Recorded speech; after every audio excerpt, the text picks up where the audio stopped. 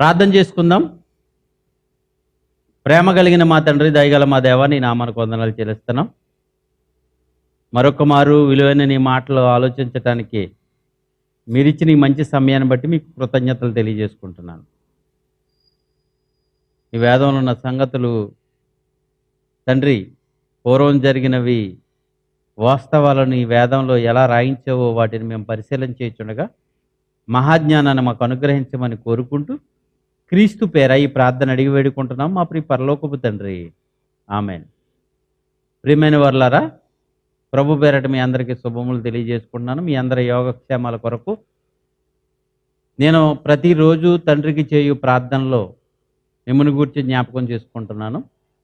పతనమవుతున్న పట్టణాలు అనే ఈ శీర్షికలో అనేకమైన పతనాల గురించి మీకు మాట్లాడటం జరిగింది. మరి ఈరోజు ఒక ప్రాముఖ్యమైన పట్టణాన్ని గురించి మాట్లాడాలని నేను ఆలోచన చేస్తున్నాను. అది దమస్కో. ఈ దమస్కో పట్టణం సిరియా దేశానికి క్యాపిటల్ సిటీగా ఉంది. అది పూర్వం నుంచి ఇప్పటి వరకు రాజధాని మారకుండానే సిరియా దేశంలో క్యాపిటల్ సిటీగా, ఇప్పటికీ క్యాపిటల్గా డమస్కో అనేది ఉన్నట్టుగా మనకి ఎన్నో ఆధారాలు మనకు కనపడుతున్నాయి. ప్రియులారా, ఈ సిరియా దేశంలో కానీ ఈ డమస్కో ప్రాంతంలో కానీ ఎక్కువ శాతం ఇస్మాయిలీలు జీవిస్తున్నారు, ముస్లిమ్స్ జీవిస్తున్నారు. ఎక్కువ ఉగ్రవాదం అనేది ఇక్కడ కనపడుతుంది.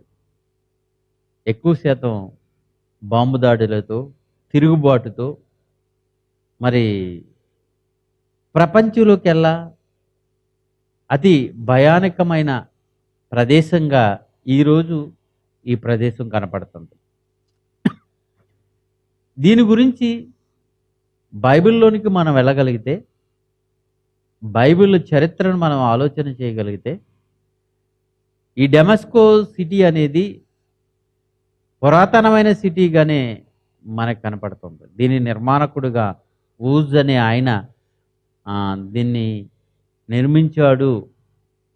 అప్పటి నుంచే, ఊజ్ కాలం నుంచే ఇది ప్రసిద్ధి చెందింది అని చాలామంది చెప్పుకొస్తుంటారు. ఎవరు ఊజ్ అంటే, మరి ఆదికాండము 10:22-23 వచనాల్లో షేము కుమారుడైన ఆరాము. షేము ఎవరు కుమారుడు అంటే నాహో కుమారుడు. నాహో కుమారుడైన షేముకు పుట్టిన కుమారులో ఒకడు ఆరాము. ఆరాముకు పుట్టిన కుమారుల్లో ఒకడు ఊజ్ అనే ఆయన. ఈ ఊజు ఈ పట్టణాన్ని నిర్మించినట్టుగా మనకి దీని నిర్మాణకుడుగా, అంటే దీనికి పునాది వేసినట్టుగా, స్టార్ట్ చేసినట్టుగా మనకి ఎక్కువ మంది చరిత్రకారులు అభిప్రాయపడుతుంటారు. అలాగే అబ్రహాము గారి యొక్క పూర్వీకులు ఎక్కువగా ఈ ప్రాంతంలో ఉంటారు. ఇక అబ్రహాము దగ్గర ఒక మంచి సేవకుడు ఉంటాడు, ప్రధాన సేవకుడు ఎలియాజరు. ఈ ఎలియాజరు ఈ డమస్కో సిటీకి సంబంధించిన వాడు, అంటే దమస్కో పట్టణానికి సంబంధించిన వాడు ఎలియాజరు. ఆదికాండం 15:2 వచనాన్ని మనం చదవగలిగితే, ఆదికాండం 15:2 అందుకు అబ్రహాము గారు అంటున్నారు, నాకు ఇచ్చింది ఏంటయ్యా దేవా, నాకు ఎన్ని ఇచ్చిననేమి, నేను సంతానము లేని వాడినే. దమస్కో పట్టణానికి సంబంధించిన ఎలియాజరే నా ఇంటి ఆస్తికర్తవును కదా. ఎంత నమ్మకమైన వాడంటే ఎలియాజర్ అనే ఆయన, దమస్కో పట్టణానికి సంబంధించిన ఇతను అబ్రహాము గారికి చాలా నమ్మకమైన వాడు. ఎంత నమ్మకమైన వాడంటే, అబ్రహాము గారికి కోడలు కావాలంటే ఆ కోడలు చూడటానికి అబ్రహాము గారు వెళ్ళలేదు, తన ఇంటి వారు ఎవరు వెళ్ళలేదు, తన ప్రధాన సేవకుడైన ఎలియాజర్ని పంపించాడు. నమ్మకమైన వాడు ఎలియాజరు. ఈ ఎలియాజరు ఈ దమస్కోకు సంబంధించిన వాడే ఎలియాజరు, రైట్. దీని గురించి మనం ఈ సిటీకి క్యాపిటల్ సిటీ ఏదంటే, సిరియా దేశానికి క్యాపిటల్ సిటీ దమస్కు అని బైబిల్ గ్రంథంలో మనకి ఆధారం కనపడుతుంది. యెషయా గ్రంథము 7 అధ్యాయము 8వ వచనం మనం చదవగలిగితే, యెషయా గ్రంథము 7 అధ్యాయము 8వ వచనం త్వరగా చదవండి. దమస్కు సిరియాకు రాజధాని. దమస్కు సిరియాకు రాజధాని. దమస్కోకు రెజీను రాజు. క్యాపిటల్ సిటీ ఏదంటే దమస్కో. సిరియా దేశానికి క్యాపిటల్ సిటీ దమస్కో. అంటే అప్పటి నుంచి ఇప్పటి వరకు దమస్కో మరి క్యాపిటల్ సిటీగా ఉంది.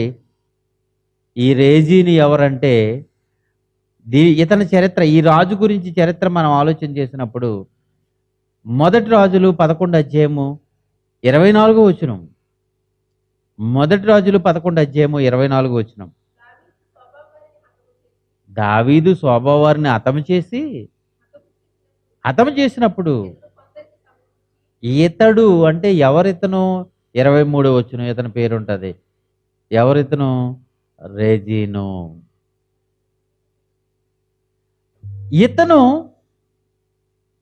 ఇతని ఎలా చేశాడంటే ఇతని గురించి 24వ వచనం చదువుతున్నాం. 24వ వచనం చదవండి. దావీదు సోబావారిని హతము చేసి ఇతడు కొందరిని సమకూర్చి ఒక సైన్యానికి అధిపతి అయి దమస్కునకు వచ్చి అచ్చట నివాసము చేసి దమస్కులో రాజాయను. చూస్తారా? ఒక సైన్యాధిపతి కొంత సైన్యాన్ని కూడగట్టాడు. ఇతడు దమస్కోకు రాజాయను. ఇతడు రాజు అవ్వకముందు మరి దావీదు గారు సిరియా దేశాన్ని అంతా జయించి దమస్కో పట్టణాన్ని, సిరియా దేశాన్ని మరి దావీదు గారు తన స్వాధీనంలో ఉంచుకున్నారు. దావీదు గారికి పన్ను చెల్లించేవారు అని సమూయేలు 2వ గ్రంథము 8 అధ్యాయము 5, 6 వచనాలు మనం చదవగలిగితే, సమూయేలు 2వ గ్రంథము 8 అధ్యాయము 5, 6 వచనాలు.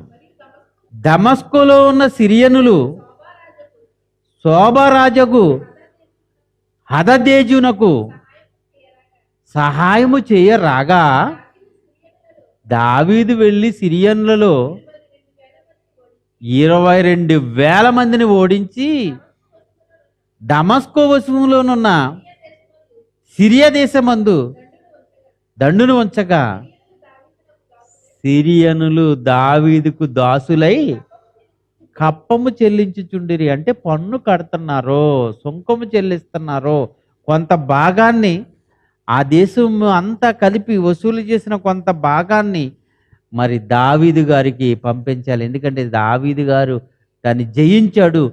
తన రాజ్యంలో మరి ఒక భాగంగా చేసుకుని సిరియా దేశాన్ని తన ఆధీనంలో ఉంచుకున్నట్లుగా మనకు అర్థమవుతుంది. ఈ రెజీను అనే అతను రాజు కాకముందు,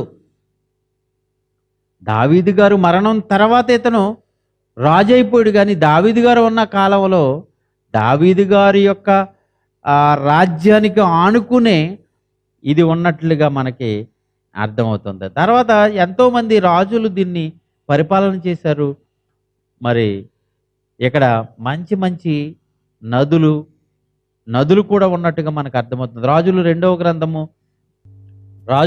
గ్రంథము 5 అధ్యాయము 1 వచనం మనం చదవగలిగితే, సిరియా రాజు సైన్యములో సైన్యాధిపతి అయిన నయోమాను అను ఒకడున్నాడు. అతడి చేత యెహోవాయే సిరియా దేశమునకు జయము కలుగు చేసి ఉండెను.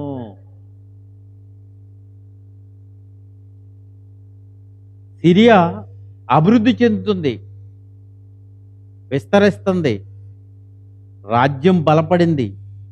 ఒకప్పుడు దావీదు గారి చేతిలో ఓడిపోయి ఇశ్రాయేలుకు పన్ను కట్టే పరిస్థితిలో ఉన్న ఆ రాజ్యం దావీదు గారు తర్వాత రెజీను అనే అతను రాజుగా పరిపాలన చేస్తున్నప్పుడు మరలా అభివృద్ధి చెందింది.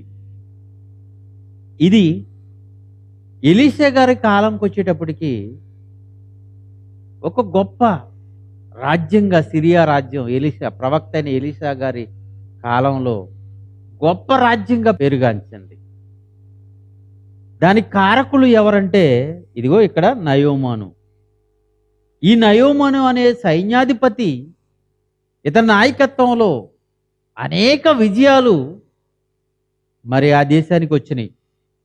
ఆ దేశ సంపద పెరిగింది, ఉన్నత స్థితికి వెళ్ళిపోయారు. అప్పటి కాలంలో దమస్కో పట్టణం చాలా ఉన్నతంగా మరి తీర్చిదిద్దబడింది. ఒకప్పుడు గొప్ప పట్టణంగా ఉంది అని ఈరోజు చరిత్రకారులు చెప్తున్నారు, చూసారు. అది ఈ కాలంలోనే, రైట్. ఇతడు కాలంలో దేవుడే ఆ దేశానికి జయము కలుగు చేశాడట. గనుక అతడు తన యజమానుడైన రాజుగారి దృష్టికి గనుడై దయ పొందినవాడాయను. అతడు మహాపరాక్రమశాలి, ఓటమి లేనివాడు. ఎక్కడికి వెళ్ళిన విజయం అతనికి వస్తుంది. కానీ అతడు కుష్టి వ్యాధితో బాధపడుతున్నాడు. కుష్టి. ఈ వ్యాధి గురించి మరి ఒక అతని దగ్గరికి వెళితే, ఒక చోటకు వెళితే వ్యాధి నయమవుతుందని వాళ్ళ ఇంట్లో పనిచేసే ఒక అమ్మాయి ఇశ్రాయేలు దేశం నుంచి తేబడింది. అంటే ఇశ్రాయేలీలు దేశం మీదకి దండెత్తి అక్కడ వారిని కొంతమందిని వీళ్ళ చెరపట్టుకుని తెచ్చుకుని వీళ్ళ ఇంట్లో పెట్టుకునేవారు. అలా తేబడింది ఒక అమ్మాయి. అమ్మాయి చెప్తుంది ఈ నయోమి భార్యకి, అమ్మ మీ యజమానుడి యొక్క రోగం నయమవ్వాలి అంటే ఇదిగో పలానా దేశంలో ఒక ప్రవక్త ఉన్నాడు, ఆయన నయం చేయగలుగుతాడు. ఇశ్రాయేలు దేశంలో ఉన్నాడు అంటే ఇశ్రాయేలు దేశం కంటే ఈ సిరియా దేశం అప్పటికి ఉన్నత స్థితిలో ఉంది కనుక ఆ రాజు ఆ ధైర్యంతో ఒక లెటర్ రాసి కొన్ని బంగారం, వెండి, కొన్ని కానుకలు ఇశ్రాయేల్ రాజుకి ఇచ్చి పంపించాడు. పంపించి ఆ లెటర్లో ఏమని ఉందో తెలుసా? ఇదిగో నా సేవకుడైన నయోమి కుష్టు వ్యాధితో బాధపడుతున్నాడు, అది మీ దేశం వారి నయం చేయాలి అన్నప్పుడు ఆ లెటర్ చూసుకుని ఏంటి ఇతను ఇలా పంపించాడు, మా దేశంతో మళ్ళీ గొడవ పెట్టుకోగలుగుతున్నాడా, లేకపోతే మా దేశం పైకి దండెత్తాలని చేస్తున్నాడా, ఏంటి ఇతను, నేనెక్కడ నయం చేయగలుగును అతన్ని అని రాజుగారు బట్టలు చింపుకున్న సందర్భం ఇదే అధ్యాయంలో మనకు కనపడుతుంది. అయితే ఎలీషా రాజుగారితో అంటాడు, ఆయన రమ్మనండి ఇక్కడికి, అతని రోగం నయమవుతుంది రమ్మనండి అని చెప్పినప్పుడు అప్పుడు రాజుగారు కబురు పంపుతాడు. అప్పుడు అతను ఉదయానికి మరి ఎలీషా గారి ఇంటి ముందు నిలబడతాడు. అప్పుడు ఎలీషా గారు అంటారు, మీరు వెళ్ళి యోర్దాన్ నదిలోకి వెళ్ళండి, 7 సార్లు ఆ యోర్దాన్ నదిలో మునగండి, మీకు నయమైపోతుంది, మీ కుష్టి వ్యాధి పోతుంది, వెళ్ళండి అంటే అతడు చాలా కోపం తెచ్చుకుంటాడు. కోపం తెచ్చుకుని యోర్దాన్ నదిలోనే నేను స్నానం చెయ్యాలా, మా దేశంలో నదులు లేవా, ఇశ్రాయేలు దేశం కంటే గొప్ప నదులు మా దేశంలో ఉన్నాయని చెప్తున్నాడు. ఆ మాట చదువుతాం చూడండి, 5:12 వచనం. దమస్కోకి నదులు ఉన్నాయట, ఆ నదుల గురించి చెప్తున్నాడు. దమస్కో నదులైన నబానాయును అనే నది, మన గోదావరి నది ఎలాగో, కృష్ణా నది ఎలాగో, తుంగభద్ర నది ఎలాగో, గంగా నది ఎలాగో మనం ఎలాగైతే పేర్లు పెట్టుకున్నామో, దమస్కోకు అబానాయును అనే నది ఉంది, పర్పరు అనే నది ఉంది. అవి చాలా ఏమండి యోర్దాను నది కంటే గొప్ప నది అంటున్నాడు నయోమాను ఏమంటున్నాడో తెలుసా? యోర్దాను నది కంటే శ్రేష్టమైన నదులు మా దమస్కో నదులు అంటున్నాడు. అంటే అవి కూడా నీరుతో ఎప్పుడు ప్రవహించే జీవనదులే అవిని. ఆ నదులు వాటికి ప్లస్ పాయింట్ అవ్వింది ఈ దమస్కో నగరానికి, రైట్. అయితే వెనక తిరిగి వెళ్ళిపోతున్న అతనికి సేవకుడు చెప్తాడు, అయ్యా అతను కష్టమైంది ఏం చెప్పలేదు కదా, అది కాకుండా ఇంకా ఏదైనా మనకు భారమైంది చెప్తే మీరు చెయ్యరా, స్నానం చేసి రమ్మంటున్నారు. అది ఈజీ కదా. ఒక్కసారి ఆయన చెప్పింది ఎంతవరకు రైటో మనం చూద్దాం. మీరు ఒక్కసారి స్నానం చేయండి అంటే అతడు వెళ్ళి యార్దాన్ నదిలో 7 సార్లు మునగ్గానే అతని కుష్టు రోగం అంతా పోతుంది. ఆ సందర్భం మనందరికీ తెలిసిందే. ఇది మరి డెమస్కో సిటీలో నివసిస్తున్న నయోమోను అనే అతని చరిత్ర మనకు తెలుసు. ప్రియులరా, దీని గురించి మనము ఆలోచన చేసినప్పుడు ఈ సిరియన్లు ఎలాంటి వారంటే చాలా కఠినమైన వారు. వాళ్ళ యుద్ధానికి వెళ్ళినప్పుడు ఇశ్రాయేలీలతో వారు యుద్ధం జరిగించినప్పుడు వాళ్ళు చాలా కఠినంగా వ్యవహరించేవారు. అందులో ఇశ్రాయేలు రాజ్యంలో ఒక రాజు, ఆహాజు అనే రాజు మరి సిరియన్ రాజుల చేతిలో ఓడిపోయిన సందర్భంలోనికి మనం వెళ్దాం. దినవృత్తాంతములు 2వ గ్రంథము 28వ అధ్యాయము 1వ వచనం. దినవృత్తాంతములు 2వ గ్రంథము 28వ అధ్యాయము 1వ వచనం చదువుదాం. ఆహాబు ఏలనారంభించినప్పుడు 20 సంవత్సరముల వాడై యెరూషలేములో 16 సంవత్సరాలు ఏలెను. అతడు మన పితరుడైన దావీదు వలె యెహోవా దృష్టికి యథార్థంగా ప్రవర్తించలేదు. అతడు ఇశ్రాయేలు రాజుల మార్గమందు నడిచారట. ఇశ్రాయేలు పరిపాలన చేసిన దావీదు తప్ప మిగతా వాళ్ళందరూ ఎంత భయంకరమైన వారు ఇక్కడ చెప్తున్నాడు. ఇశ్రాయేలు రాజుల మార్గమున నడిచి బయలు దేవతారూపములు గల పోత విగ్రహములను చేయించెను.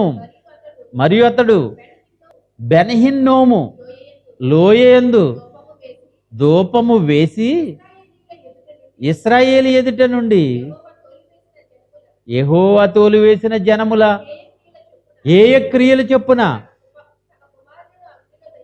తన కుమారులను అగ్నిలో దహించెను. అతడు ఉన్నత స్థలములోను కొండల మీదను ప్రతి పచ్చని చెట్టు కిందను బలులు అర్పించుచు ధూపము వేయిచు వచ్చెను. దేవుని ప్రజలను పరిపాలన చేసే ఇతడు ఎంత భయంకరంగా పరిపాలన చేశాడో చూడండి. అందుచేత అతని దేవుడైన యెహోవా అతనిని సిరియా రాజు చేతికి అప్పగించెను.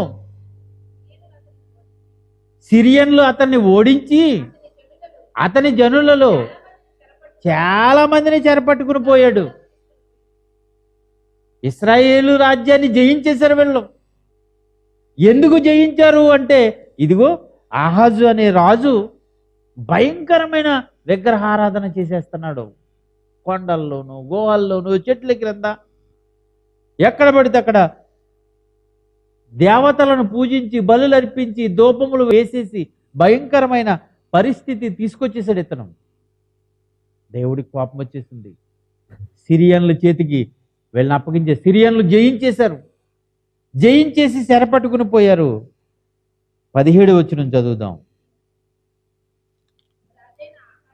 రాజైన ఆహాజు తనకు సహాయము చేయుడని అసూరు రాజుల దగ్గరకు వర్తమానం పంపించాడు.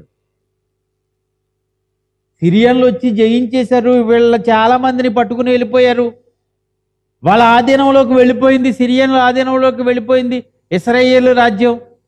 అప్పుడు ఆహాజు అసూరు రాజులకు సహాయం అడిగాడు. అయ్యా, మీరు మాకు సహాయం చేయండి, సహాయం చేయండి అని అడిగాడు. 21వ వచనం. ఆహాజు భాగములు ఏర్పరిచి యెహోవా మందిరములో నుంచి ఒక భాగం తీసుకున్నాడు, రాజనగర్లోంచి భాగం తీసుకున్నాడు, అధిపతుల యొద్ద నుండి ఒక భాగమును తీసి అసూరు రాజుకి ఇచ్చాడట. యెరూషలేములో దేవాలయములో ఉన్న కొంత బంగారాన్ని తీసేశాడు. రాజనగర్లో ఉన్న విలువైన వస్తువులు తీసాడు.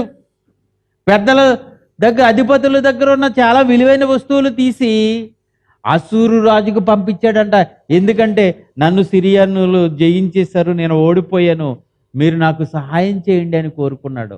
రాజులు 2వ గ్రంథం 16 అధ్యాయము 9-10 వచనాలు మనం చదవగలిగితే, రాజులు 2వ గ్రంథం 16 అధ్యాయము 9-10 వచనాలు. అసూరు రాజు అతని మాట అంగీకరించి దమస్కు పట్టణం మీదకి వచ్చి దాన్ని పట్టుకుని రేజీన్ అనే రాజును హతం చేశాడు. రేజీని హతము చేసి ఆ జనులను హీరు పట్టణమునకు చెర తీసుకుని పోయెను. సహాయం కోరాడు కనుక సిరియన్లు జయించేశాడు అసూరు రాజు. జయించిన తర్వాత అప్పుడు ఇశ్రాయేలు రాజు అయిన ఆహాజు వెళ్ళాడు. చూడండి, చదువుదాం. రాజైన ఆహాజు అసూరు రాజైన తెగ్లక్తి లేసర్ను కలుసుకొనుటకై దమస్కు పట్టణానికి వచ్చేటప్పుడు సిరియా రాజు ఓడిపోయాడు, రేజీను ఓడిపోయాడు, అసూరు రాజు గెలిచాడు. అసూరు రాజుకు కానుకలు పంపించాడు కదా, వెండి బంగారము చాలా వస్తువులు పంపించి నాకు సహాయం చేయండి, నన్ను ఓడించి చెరపట్టుకుని పోయాడు, మా వాళ్ళందరిని అక్కడికి తీసుకుని పోయాడు, మాకు సహాయం చేయమని అడిగాడు. అప్పుడు అసూరు రాజు ఇతని మీద, ఈ సిరియన్ల దేశం మీద దండయాత్ర చేశాడు. ఈ డెమస్కో పట్టణాన్ని అతను స్వాధీనం చేసుకున్నప్పుడు ఏమవుందో చూడండి.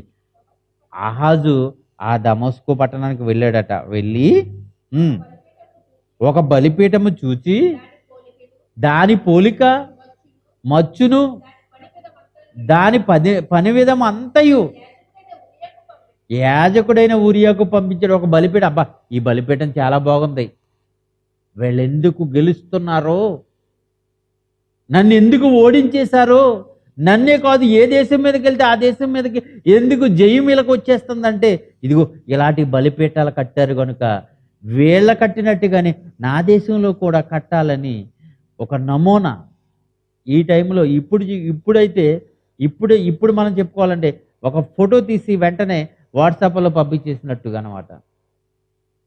ఒక ఇల్లు బాగుందనుకో, ఆ ఇల్లు ఫోటో తీసి వాట్సాప్లో పంపించి, ఇదిగో ఈ టైపు ఇల్లు నాకు కావాలి, ఇదిగో ఈ టైపు డిజైన్ కావాలి, ఒక ఫోటోలు తీసుకొస్తుంటారు చూసారా, అలాగ ఒక నమూనా తీసి ఊరియాకు పంపించాడట. యాజకుడైన ఊరియాకు పంపించాడట. నా దేశంలో ఇలాంటి బలిపీఠం కట్టాలి, నేను వచ్చేటప్పటికి అలాంటి బలిపీఠం నిర్మాణం అవ్వాలి అని పంపించాడట. ఎందుకు అంటే సిరియన్లు వాళ్ళ ఎందుకు జయిస్తున్నారో, వాళ్ళ దేవతలు వారికి సహాయం పడుతున్నారో, అదే దేవతలు నాకు కూడా సహాయం పడితే ఇతర దేశాల మీద నేను జయించవచ్చు అనే ఆలోచన ఆహాజుకు వచ్చింది. దాని గురించి మనం దినవృత్తాంతములు 2వ గ్రంథము 28 అధ్యాయములో ఈ విషయాన్ని అంతా మనం చదవచ్చు. 22వ వచనం. దినవృత్తాంతములు 2వ గ్రంథము 28 అధ్యాయము 22, 23 వచనాలు చదువుదాం. ఆపత్కాలమందు అతడు యెహోవా దృష్టికి మరి అధికముగా అతిక్రమములు జరిగించెను. అంటే కష్టకాలం వచ్చినప్పుడు పశ్చాత్తాపడి, అయ్యో దేవా నిన్ను వదిలిపెట్టేశాను, నువ్వు చెప్పినట్టుగా నేను వింటలేదు, నా ప్రజలు అలా బ్రతకట్లేదు కనుక నన్ను క్షమించని పశ్చాత్తాపడే కంటే ఇతర దేవతల తట్టు అతను తిరిగాడు. రాజ్యకాంక్షతో ఇతర దేశాలపై విజయం కావాలనే ఉద్దేశంతో వాళ్ళు ఎందుకు జయం పొందుతున్నారో ఆ బలిపీఠాలు తన దేశంలో కట్టించుకోవాలని చూశాడు. 23వ వచనం ఎట్లనగా, సిరియా రాజుల దేవతలు వారికి సహాయము చేయుచున్నారు గనుక వాటి సహాయమును నాకును కలుగునట్లు నేను వారికి బలులు అర్పించేదని అనుకుని నన్ను ఓడించిన దమస్కో వారి దేవతలకు బలులు అర్పించెను. దమస్కో దేవతలకు బలిపీటలు కట్టించి బలులు అర్పించాడండి అతను. ఆ దమస్కో పట్టణానికి వెళ్ళినప్పుడు ఆ దమస్కో పట్టణంలో కనిపించిన బలిపీటలు అలాంటి నమూనా తన దేశంలో కట్టించుకోవాలని ఆలోచన చేసి కట్టించుకుని వాటిపై భయంకరమైన నీచమైన దేవునికి హేయమైన కార్యక్రమాలు చేశాడు అతను. ఇక 25 వచనాన్ని మనం చదవగలిగితే, యోధా దేశములోని పట్టణములన్నిటిలోనూ అతడు అన్యుల దేవతలకు ధూపం వేయుటకై బలిపీఠములు కట్టించి తన పితరుల దేవుడైన యెహోవాకు కోపము పుట్టించెను. అందుకే సిరియా అభివృద్ధి చెందింది ఆనాటి కాలంలో. అందుకే డమస్కో అభివృద్ధి చెందింది. ఇశ్రాయేలు చేసిన తప్పు, వాళ్ళు చేస్తున్న తప్పుకి దేవుడు ఇశ్రాయేలీలను సిరియన్లకు అప్పగించాడు. ప్రియమైన దేవుని పిల్లలారా,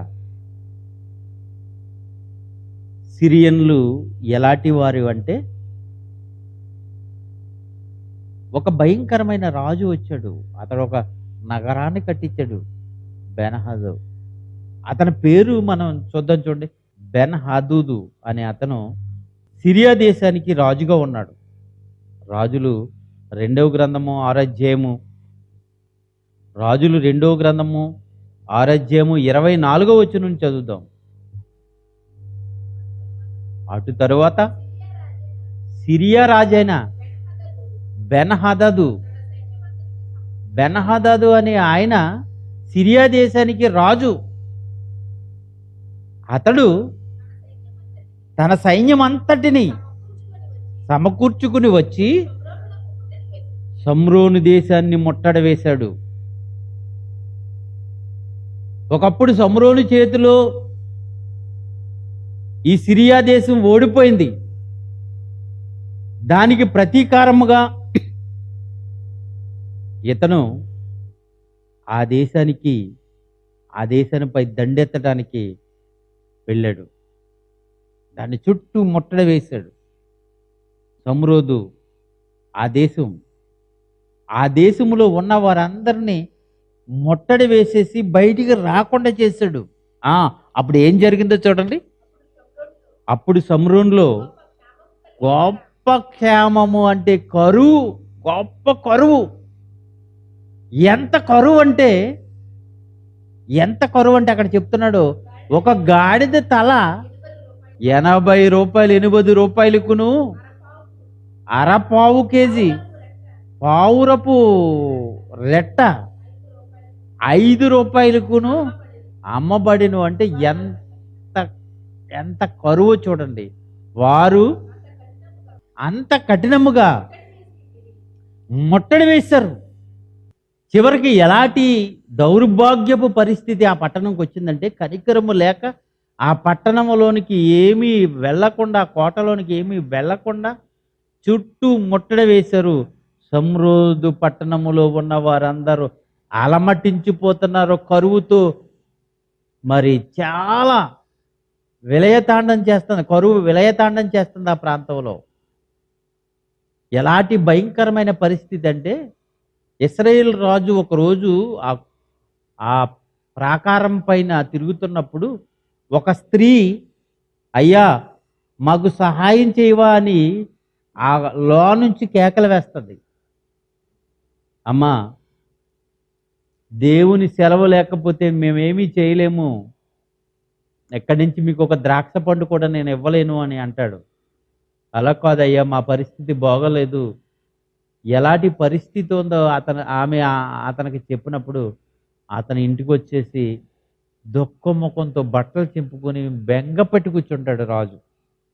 ఏంటి రాజుగారికి ఏమైంది అని అందరూ అడుగుతున్నప్పుడు అప్పుడు రాజు విషయం చెప్తాడు. నేను ఆ ప్రాకారం మీద నడుస్తున్నప్పుడు ఒక స్త్రీని చూశాను.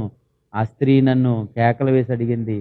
ఆమె చెప్పిన మాటలు విన్నప్పుడు నా గుండె తరుక్కుపోయింది అంటాడు. ఏం చెప్పింది అయ్యా అంటే, ఇదిగో నా పక్క ఆవిడ నేను మాకు తింటాకి ఏమీ లేకుండా ఉన్నప్పుడు ఒకరోజు నీ బిడ్డను వండి తినేద్దాం, ఆ మరుసటి నా బిడ్డను వండుతాను, నా బిడ్డను వంట చేసుకుని తిందాం అన్నప్పుడు మేము అంగీకరించి ఇదిగో నా బిడ్డను ఒకరోజు వండేశాను. వండిన తర్వాత వాళ్ళు మేము కలిసి తినేసాము, మా ఆకలి తీర్చుకున్నాము.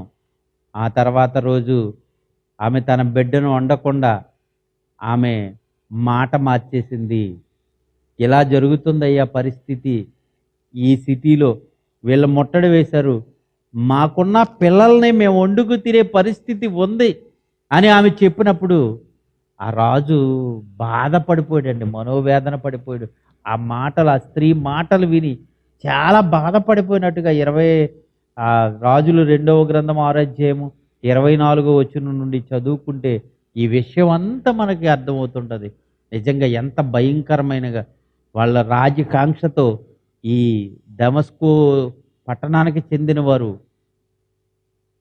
ఇతర దేశాల మీద, ఇతర రాజ్యాల మీద దండెత్తి కనికరము చూపకుండా వాళ్ళ మనుషులను వండుకు తినే పరిస్థితి వచ్చినా, తినటానికి ఏమీ లేకుండా వారి పిల్లల్ని వారు వండుకు తినే అలాంటి దౌర్భాగ్యపు పరిస్థితి తీసుకొచ్చిన ఈ సిరియన్ల మీద దేవుని కోపం రగులుకుంటుంది. ఏదో ఇశ్రాయేలీయుల్ని సరిలో పెట్టాలని ఒక్కొక్కసారి అధికారం వీళ్ళకి ఇచ్చితే అధికారంతో పొంగిపోయి ఇతరుల మీద జాలి చూపకుండా, కనికరము చూపకుండా, కేవలం వారి ధనార్జనతో వాళ్ళ రాజ్య విస్తరణలో చాలా భయంకరమైన కఠినమైన కార్యక్రమాలు చేసిన వారు ఈ సిరియన్లు. ఆ సిరియన్లు పరిపాలన చేస్తున్న రాజు బెన్హదదు అనే అతను చాలా భయంకరమైన పరిపాలన చేశాడు. అందుకే దేవుడు వారికి విరుద్ధమైన కార్యక్రమం చేశాడు. దాని గురించి మనం ఆలోచన చేసినప్పుడు ఇర్మియా గ్రంథము 49 అధ్యాయము, ఇర్మియా గ్రంథము 49 అధ్యాయము 23వ వచనం నుండి చదువుదాం. ఇర్మియా గ్రంథము 49 అధ్యాయము 23 వచనం నుంచి. దమస్కును గూర్చిన వాక్కు కామాతును అర్పాదును దుర్వార్తను విని సిగ్గుపడుచున్నవి. దమస్కో పట్టణాన్ని గూర్చి దేవోక్తి దేవుడు పలికించాడు. దమస్కో పట్టణానికి ఒక దుర్వార్త, అవి పరమశములైను, సముద్రము మీద విచారణ కలదు, దానికి నెమ్మది లేదు. దమస్కో బలమైన పట్టణంగా ఒకప్పుడు పేరుగాంచిన ఈ దమస్కో పట్టణం బలహీనమైపోయింది, పారిపోవాలనని వెనక తీయుచున్నది, వణుకు దానికి పట్టెను. ప్రసవించు స్త్రీని పట్టునట్లు ప్రయాస వేదనలు దానికి పట్టెను. ప్రసిద్ధి గల పట్టణము దమస్కో పట్టణం అంట ప్రసిద్ధి చెందిపోయింది. ప్రసిద్ధి గల పట్టణము బొత్తుగా విడువబడింది. నాకు ఆనందమునిచ్చు పట్టణము బొత్తుగా విడువబడెను. ఆమె యవనులు ఆమె వీధుల్లో కూలిపోతారు. ఆ దినమున యోధులందరూ మౌనులయ్యుందురు. ఇదే సైన్యములకు అధిపతి యెహోవా వాక్కు. నేను దమస్కో ప్రాకారములను అగ్ని రాజబెట్టెదను, అది బెన్హదదు నగరును కాల్చివేయును. బెన్హదదు కాలంలోనే ఒక షమ్రోను నగరాన్ని చుట్టుముట్టి దాంట్లో భయంకరమైన కరువు వచ్చేటట్లు చేసి వాళ్ళని కనికరము చూపకుండా ఉన్నాడు గనుక ఇదిగో ఈ దేశాన్ని నేను పాడు చేయబోతున్నాను. ఏ బెన్హదదు నగరాన్ని చూసుకుని, ఏ బెన్హదదు తన కట్టిన అంతఃపురం చూసుకుని ఉప్పొంగిపోయాడు, దాన్ని దేవుడు పతనం చేయబోతున్నాడు. ఇతర దేశాలకి దాన్ని అప్పగించేశాడు. బబులోను సామ్రాజ్యం కైవసం చేసుకుంది కొంతకాలం, ఇశ్రాయేలు సామ్రాజ్యం కైవసం చేసుకుంది ముందు కాలంలో, ఆ తర్వాత బబులోను సామ్రాజ్యం కైవసం చేసుకుంది. ఆ తర్వాత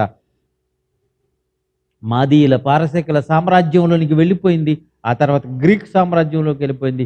ఆ తర్వాత రోమన్ సామ్రాజ్యంలోనికి ఇది వెళ్ళిపోయింది. ఆమోసు గ్రంథము మొదటి అధ్యాయము 3వ వచనం నుంచి 5వ వచనం వరకు చదువుదాం. ఆమోసు గ్రంథం మొదటి అధ్యాయం 3వ వచనం నుంచి 5వ వచనం వరకు. యెహోవా సెలవిచ్చినదేమనగా, దమస్కో 3 సార్లు 4 సార్లు చేసిన దోషములను బట్టి నేను తప్పకుండా దాన్ని శిక్షిస్తాను. దేవునికి వ్యతిరేకమైన కార్యక్రమాలు చేస్తే ఎలాంటి పట్టణాన్నైనా నేను శిక్షిస్తానని దేవుడు అంటున్న మాట మర్చిపోకండి ప్రియులారా.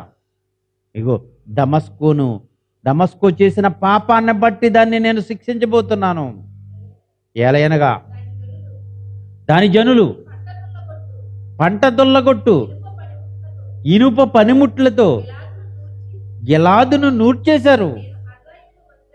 నేను హజాయేలు మందిరములో అగ్ని వేసేదను, అది బెన్హదదు యొక్క నగరును దహించెను. బెన్హదదు కట్టుకున్న నగరు దావీదు నగర్ అని ఎలా పేరొచ్చిందో, సిరియా దేశంలో బెన్హదదు నగర్ అని పేరొచ్చింది. అదే డెమస్కో. బెన్హదదు నగరును నేను దహించి వేసేదను, దమస్కో యొక్క అడ్డగడియలను విడిచెదను. దమస్కో యొక్క అడ్డగడియలను విరిచెదను. ఆవేను లోయలో ఉన్న నివాసులను నిర్మూలము చేసేస్తాను. బేతేదేనులో ఉండకుండా రాజదండము వహించిన వానిని నిర్మూలము చేతును. సిరియన్లు చెరపట్టబడి హీరు దేశమునకు కొనుపోబడుదురని యెహోవా సెలవిచ్చుచున్నాడు. చెరపట్టబడిపోతారు సిరియన్లు. అయిపోయిందండి అలాగే. ఎంతోమంది వచ్చి దీనిపై దండెత్తి దీన్ని స్వాధీనం చేసేసుకున్నారు. ప్రియమైన దేవుని పిల్లలారా, ఒకప్పుడు ఉన్నతంగా ఉన్న ఆ దమస్కో పట్టణం ఈరోజు నవ్వేడేస్ 1-2 సంవత్సరాల క్రితం జరిగిన భయంకరమైన బాంబు దాడుల్లో దమస్కో పట్టణం శిథిలావస్థలో ఉందండి. ఈరోజు ఎక్కడ చూసినా బాంబుల వర్షాలు, బాంబులతో పగిలిపోయిన కూలిపోయిన ఇల్లు, రోడ్లు, వాళ్ళు నిర్మించుకున్న గొప్ప గొప్ప కట్టడాలన్నీ ఎంత భయంకరంగా ఉన్నాయో తెలుసా ప్రియులారా. ఈ దమస్కో గురించి క్రొత్త నిబంధనలో ఏమి రాయబడిందో కొన్ని మాటలు త్వరగా మనం చదువుకుందాం. మత్తయి సువార్త 4:24 వచనంలో, మత్తయి సువార్త 4:24 వచనం, యేసుక్రీస్తు వారు సువార్త ప్రకటిస్తున్న తొలి రోజులు ఇవి. ఆయన ప్రసంగాలకి, ఆయన చేస్తున్న మంచి కార్యక్రమాలకి ప్రప్రథమము రోజుల్లోనే యేసుక్రీస్తు వారు చేసిన సువార్త, యేసుక్రీస్తు గురించిన మంచి మాటలు సిరియా దేశం అంతటా ఆయన కీర్తి సిరియా దేశం అంతటా వ్యాపించెను. అనేకులు సిరియా దేశం నుంచి వచ్చి యేసుక్రీస్తు మాటలు విన్నారు. ఆ రోజు చాలా మంది మారారు. ఆ సిరియా దేశంలో దమస్కో పట్టణంలో అనేక మంది ప్రారంభంలో క్రైస్తవ్యాన్ని అంగీకరించిన వారు అనేక మంది ఉన్నారు. ప్రారంభంలో అక్కడికి, ఆ ప్రాంతానికి,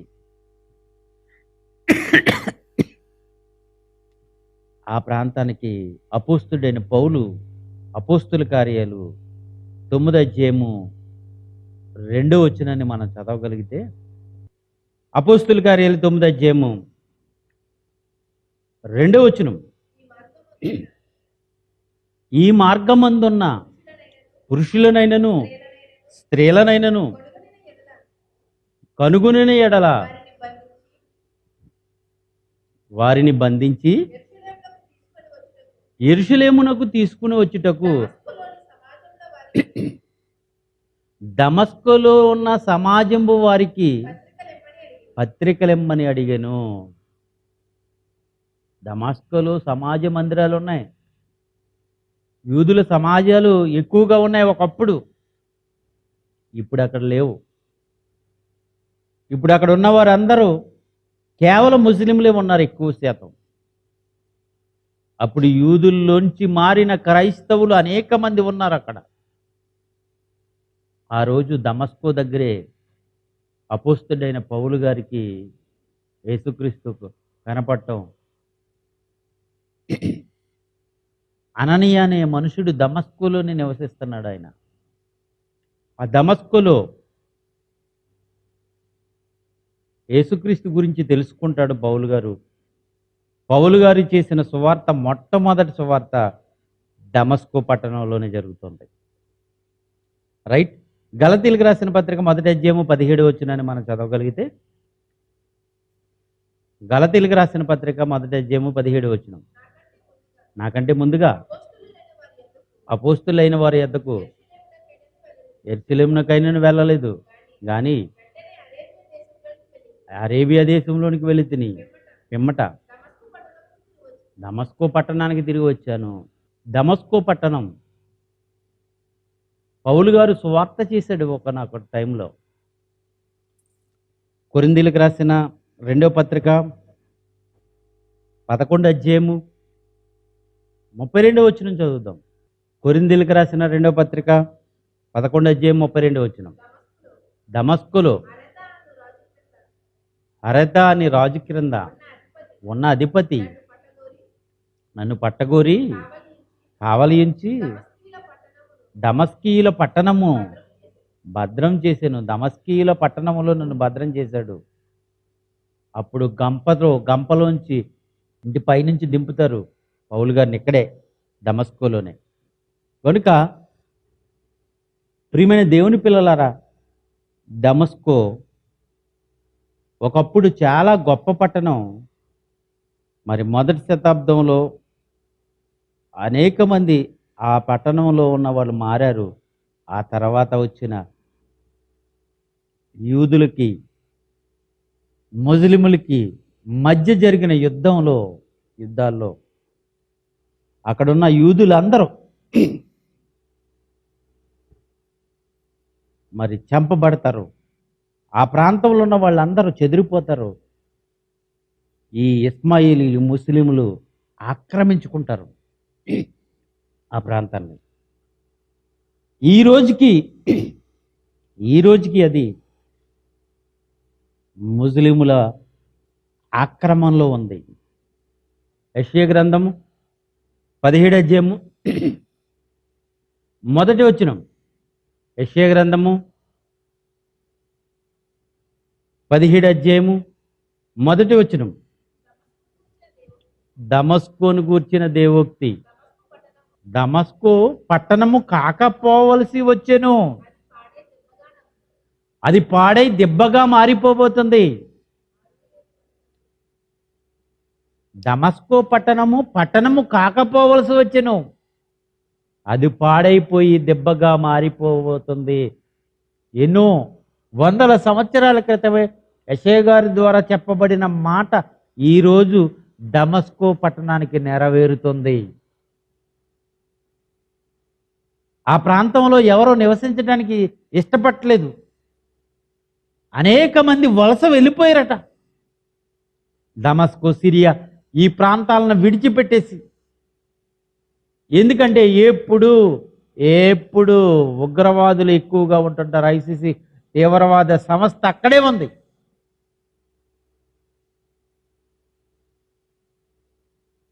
అమెరికా, రష్యా విమానాలతో బాంబుల వరుసలు కురిపించిందండి ఆ ప్రాంతాన్ని.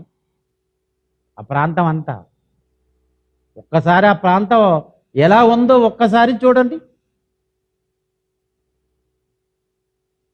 కూలిపోయిన బిల్డింగులతో, రహదారులు కూడా సరిగ్గా లేక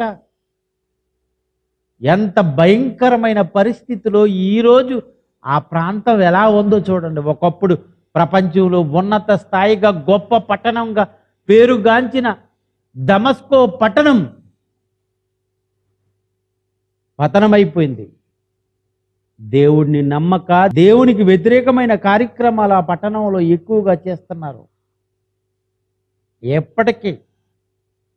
ఎప్పటికేనండి ఎంతోమంది దేవుని పిల్లలను చంపేశారు అక్కడ. ఎంతోమంది నీతిమంతులను హతమార్చారు ఆ పట్టణంలో. అది పాడైపోయింది. దమస్కో పట్టణము పట్టణముగా ఉండకపోవును. అది పాడై దెబ్బగా నుండును. దమస్కో పట్టణమును గూర్చి దేవోక్తి పలుకుతున్న మాట, దేవుని యొక్క వాక్యం పలుకుతున్న మాట. ప్రియమైన దేవుని పిల్లలారా, పతనమైపోయిన పట్టణాల్లో ఒక పట్టణం దమస్కో ఉంది. ఈరోజు దమస్కోలో చెప్పుకోదగ్గది ఏమీ లేదండి. ఎవరన్నా దమస్కో కానీ సిరియా కానీ వెళ్తారంటే అమ్మో అక్కడికి వెళ్ళమంటారు ఎవరైనా సరే. ఎందుకంటే ఏ టైంలో బాంబులు వస్తాయో, ఏ టైంలో ఉగ్రవాదులు వచ్చి ఆ ప్రాంతాన్ని ఆక్రమించేసుకుంటారో, ఈ ఉగ్రవాదుల కొరకు ఏ దేశం దీనిపై సిరియాపై యుద్ధాన్ని ప్రకటిస్తాదో భయం భయం భయం భయం. కొన్ని లక్షల మంది చచ్చిపోయారు అక్కడ. సరైన ఆహారం లేదు, తినటానికి సరైన ఆహారం లేక అలమటించిపోతున్నారు. సిరియా దేశం ప్రపంచంలో ఒక పేద దేశంగా మారిపోయింది. ఒకప్పుడు సంపన్న దేశంగా ఉండేది, ఈరోజు పేద దేశంగా మారిపోయింది. పతనమవుతున్న పట్టణాలు. తర్వాత మరో పట్టణం గురించి ఆలోచించేద్దాం. ప్రార్థన చేసుకుందాం. కళ్ళు మూసుకోండి. ప్రేమ కలిగిన మా తండ్రి, దయగల మా దేవ, పతనమవుతున్న పట్టణాలు, వాటి వివరణ నీ పిల్లలకి అందిస్తున్నాను. మీ సహాయం దయచేయండి. విన్న నీ పిల్లలు పట్టణాల్లో జరిగే ఘోరక్రియలు, ఈ రోజున్న పట్టణాల్లో అలాంటి ఘోరక్రియలు జరగకుండా అనేక మంది మారి నీ వైపుకు మళ్ళితే ఆ పట్టణాలను మీరు కాపాడతారు. లేకపోతే ముందున్న పట్టణాలను పతనం చేస్తున్నట్టుగానే ఈరోజు పట్టణాలు కూడా పతనం చేస్తారనే నిజాన్ని నీ పిల్లలకు గ్రహించగలుగుటకు నీ కృపను అనుగ్రహించండి. క్రీస్తు పేర ఈ ప్రార్థన అడిగి వేడుకుంటున్నాం మా ప్రియ పరలోకపు తండ్రి. ఆమేన్.